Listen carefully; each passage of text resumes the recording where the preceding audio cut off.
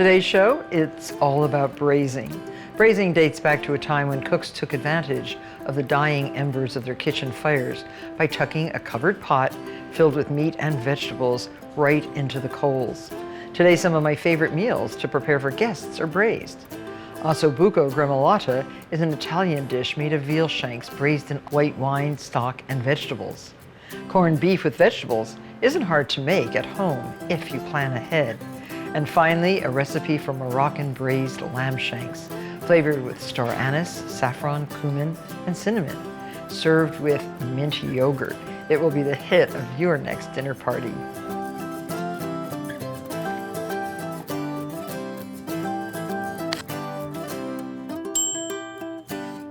In Italian, osso buco means bone with a hole or pierced bone, a reference to the marrow hole that when the shanks are cut crosswise, and this is the lower part of an animal's leg, this marrow helps give a velvety, rich texture and flavor to the sauce.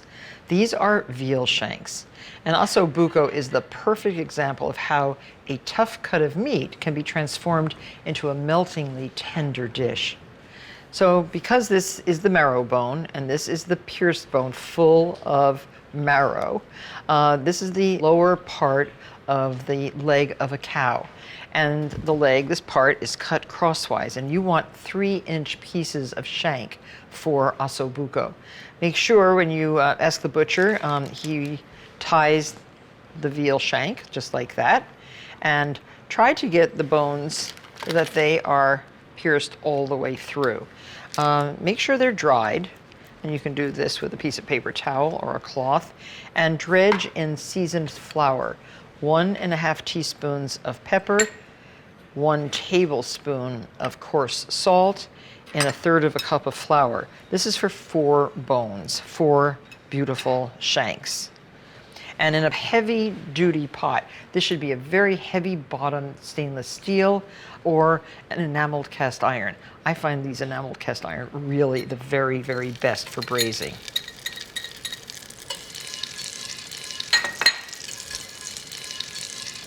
There, that looks good. That has to get hot.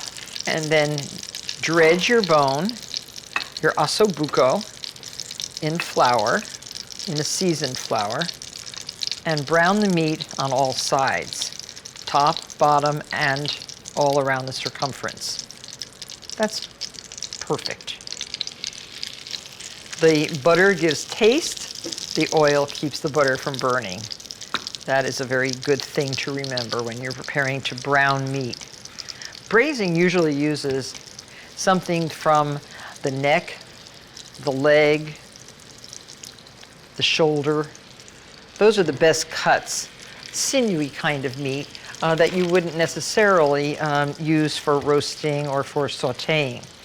It's a good way to use up inexpensive meat, although I must say osso buco cut like this is not very inexpensive at the butchers these days. You can use pork, lamb, beef, veal. All of those meats can be braised very, very nicely. Now, for browning the meat like this and for braising, use a pot that's wide enough to hold the shanks in one layer so that they can brown, and work in batches if necessary. So here we have the meat already browning in the oil and butter. So now you can remove the shanks as they brown to a baking sheet right on your stove. Now pour off your fat. It's way, way too hot. You can wipe out your pan with some paper towels just to get the burnt bits out. And I always put my paper towel right in the grease. That goes into the garbage after it absorbs the grease. This is a good thing. You don't ever want to put that down your drain, and you don't want to just throw it into your garbage pail. So 1 tablespoon of olive oil, and a tablespoon of butter. Add your onions. That's 1 cup of onion cut in a small dice. This is your mirepoix. Then your celery, 1 cup. Carrots, 1 cup. Okay, that looks really good. The juices are just starting to exude from the vegetables. Add 1 cup of stewed tomatoes.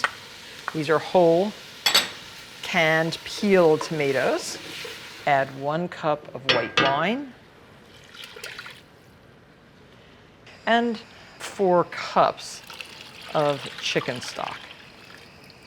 This could be homemade, it can be low sodium, store-bought, but use good quality ingredients. So now it's time to put the meat right back in. Now, here's another feature of braising. The meat is not totally submerged in the liquid.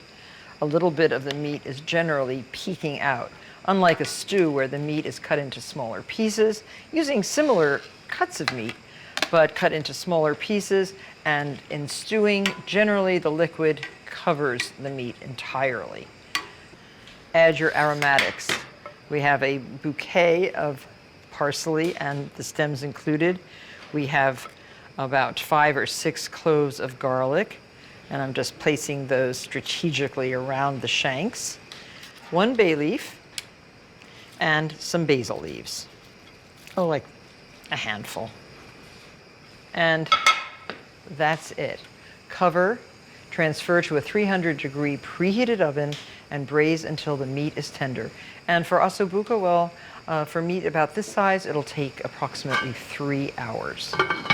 Now, are you interested to see what has happened to this beautiful meat, to our Osso Buco? Look what's happened. It's reduced, the liquid has reduced tremendously. The meat is a beautiful, succulent brown. Each Osso Buco has held together very nicely. Oh my gosh, I'm going to take out each shank and put it on a tray. You don't want this to fall apart because this is your presentation. The meat has reached the right consistency. When it's silky, it can be shredded easily, or when it looks like it's falling off the bone, which is exactly what's happening. The marrow is intact in the bone. You're going to eat that because it's really, really delicious. And the sauce, well, it is very delicious. Has to be separated. The herbs discarded. And let's see, here's another big piece of herb, the bay leaf. That will not puree. Just pour this into a fine sieve. Remember, this is the mirepoix that you're seeing. And the beautiful white wine, and the chicken stock, the garlic cloves. And I'm going to turn this up because the liquid has to reduce by half. And with a rubber scraper, press the liquid out of the mirepoix. So instead of discarding this, we puree it and then add it back to the sauce. Cover with a piece of foil. We're going to keep it warm. Now I'm making what's known as a gremolata. It is a zest of orange peel, just the orange part, and a zest of a lemon. And you just mix this together, season with a little bit of salt and pepper. And some people put parsley in it. I'm going to put parsley on the side. But this little zest is really, really delicious with the Osso Buco. Put a little bit of pepper in. Lovely. Okay, now uncover your beautiful veal shanks. Remove that string, but I like to leave it on until I get it to the plate because these are so tender and they are so falling off the bone. Here, this one's my favorite one. And put it right in the center of your plate. Cut off the string.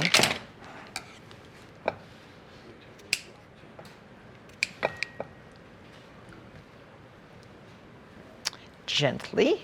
And spoon some of your lovely sauce. Now look at the consistency of the sauce as I ladle it onto the Osso Buco. Make sure that it goes all over the veal shank. It is a wonderful sauce. And now, a little sprinkling of the gremolata, that fragrant citrus, and some of chopped parsley. Now you could serve this on a bed of risotto, but I like it just like this. Oh, and by the way, this is a marrow spoon. Serve your dish. If you have marrow spoons, a fork. It's so tender you don't need a knife. And it's hard to make a better case for braising than this Italian classic Osso Buco. Enjoy. Homemade corned beef is arguably the iconic Irish dish, but I feel it deserves more attention and love than just on St. Patrick's Day. This recipe for corned beef is an anomaly. It's not quite a braise, it's somewhere between a braise and a poach. Now, corned beef really is a brisket cut of beef, which is cured in a salt brine. 1 cup of salt, a half a cup of sugar, and a slightly unusual ingredient, 1 tablespoon of pink curing salt. This salt contains a very small percentage, about 6% of sodium nitrate, to be exact, to 93% of salt.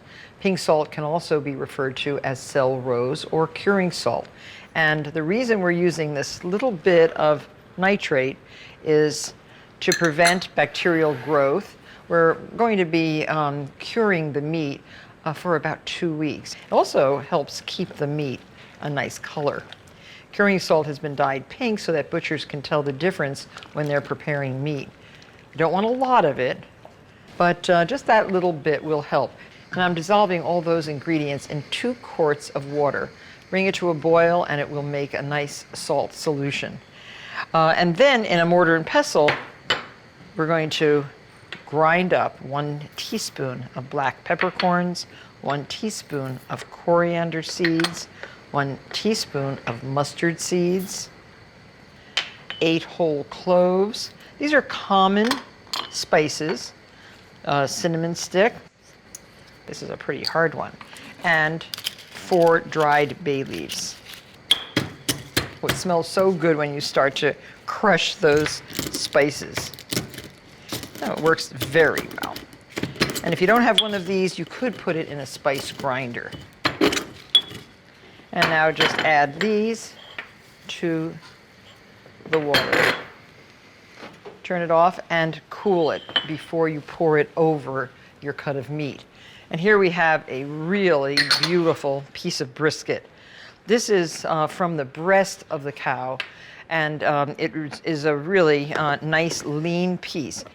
And now we pour over that our brine.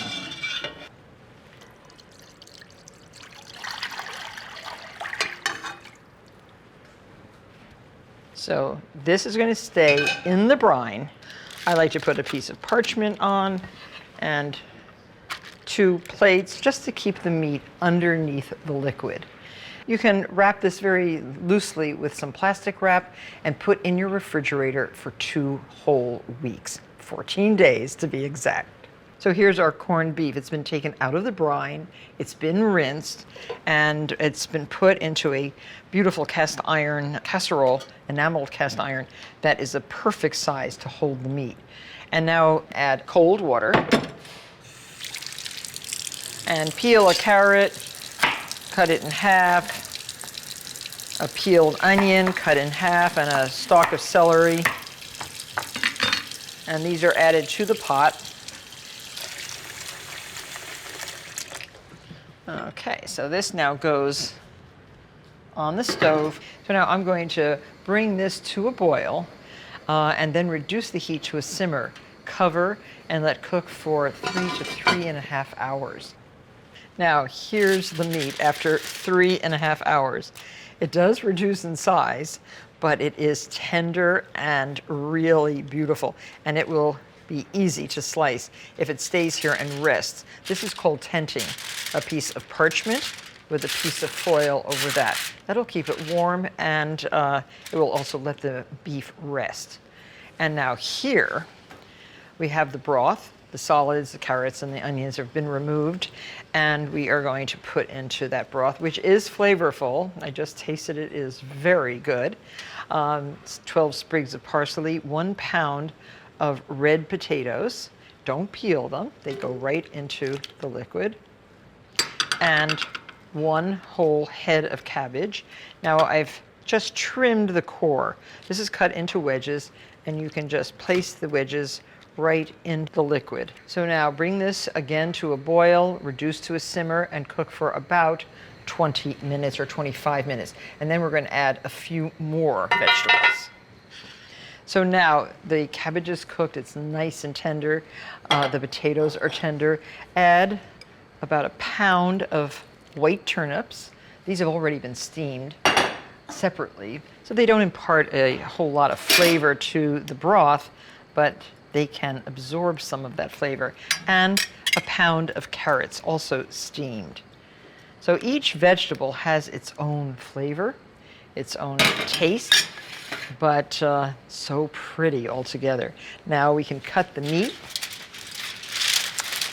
And I like to arrange the meat on a big platter like this.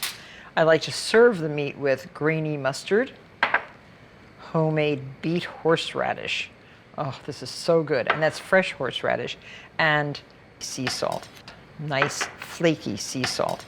And here's the brisket. You always want to cut brisket against the grain. So you can use a fork if you like to hold it down, and slice the meat a little less than 1/4 of an inch thick. Use a nice sharp knife, but look at that. Isn't that beautiful? Oh my gosh, this is so great. Arrange the vegetables as artfully as you can. So you see why you need a big platter? Yes, indeed. So this is a perfect meal for 8 to 9 people, I would say. Hungry people. So serve this corned beef with a warm rye bread like this, and your condiments, and you will be a heroine or a hero. This hearty one-pot meal is so good that you'll be getting requests to make it all year long, not just on St. Patrick's Day. Enjoy. Now, this is one of my favorite dishes of all time. I have been making braised lamb shanks for, well, as long as I can remember. The aromatic spices of Morocco paired with lamb shanks, tender from braising, is one of my very, very favorite flavor combinations. And the addition of apricots and olives create a rich sauce that makes this a dish to remember. 1 onion, peeled and sliced, in about 3 tablespoons of olive oil. And get these cooking. I'm using another wonderful enameled cast iron pot, which is essential for the slow braising process. Add 1 piece of fresh ginger, very finely minced. 2 cloves of garlic, very finely minced. And secret, 1 red chili, very finely minced. And in fact, we didn't even take the seeds out of this chili. We want that spice, that heat. Lamb shanks are from the leg of the lamb. This is the lower half of the leg. These are all approximately the same size. They have been well trimmed of fat. Okay, the onions and chilies are already cooking nicely. You don't want to brown them. Add 1 carrot, peeled and cut into cubes. 2 ribs of celery, cut crosswise. A little bit of black pepper. Some coarse salt. Now we're going to add some spices. 2 teaspoons of coriander, ground. These are the spices of Morocco. 2 teaspoons of cumin, very, very fragrant and healthy. 1 teaspoon of dried oregano. Already the aromas are permeating the kitchen air. 3 star anise whole. Those can be fished out later on. 2 cinnamon sticks, another wonderful universal kind of flavor, but very good in Moroccan cooking. 2 pinches of saffron, which is the dried stigma plucked from the center of wild crocus, a beautiful purple crocus that grows in parts of the Middle East, Kashmir, and Spain for the most part. Very fragrant, and it adds a nice deep yellowy color to your food. Add 2 cans of whole plum tomatoes.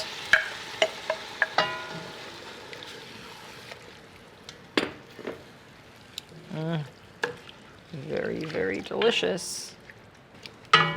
Raise the heat a little bit.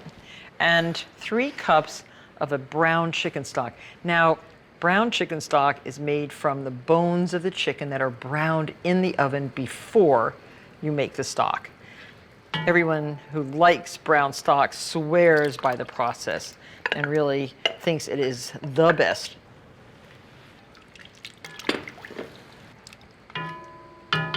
And olives. We're using about 10 black olives, a nice oil-cured olive, and a briny olive. So here, the sauce is looking good, and about 8 dried apricots cut into sort of fat slivers. Sweet, briny, salty, spicy, all the things that Moroccan cooking should be. I'm just bringing that up to a simmer, and you just, here, a little bit of salt and pepper on these lamb shanks.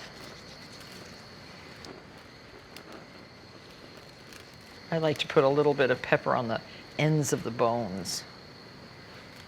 I learned that from an Indian chef. And just lay this in your sauce.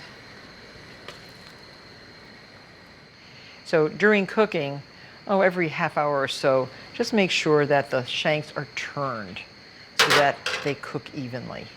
Now, it's just coming to a bubble, cover and put into the oven. Would you like to see the lamb shanks? I think you should. They are aromatic. They are so tender, pierces easily with a fork. I like to serve these lamb shanks with couscous. They're good with rice. And I have a little bit of fluffy couscous right here, which is a very nice base for the lamb and the sauce. So beautiful. And some of this delectable, rich sauce with the carrots, the tomatoes, the olives. Sprinkle with a little parsley. And now a little dollop of yogurt flavored with mint on the side. Don't forget to sprinkle it with just a little bit of salt. And serve. Complex, rich, hearty, perfect for cool weather. I hope you've enjoyed this lesson on braising, and I'll see you on the next episode of Cooking School. Enjoy. For the most delicious Reuben sandwich, slice corned beef, butter a slice of toasted rye bread. Place buttered side down on a baking sheet. Top with corned beef and bake in a 450-degree oven. Then add sauerkraut and Swiss cheese. Return to the oven until the cheese melts. Spread the other slice of bread with spicy brown mustard. Serve warm with your favorite pickles.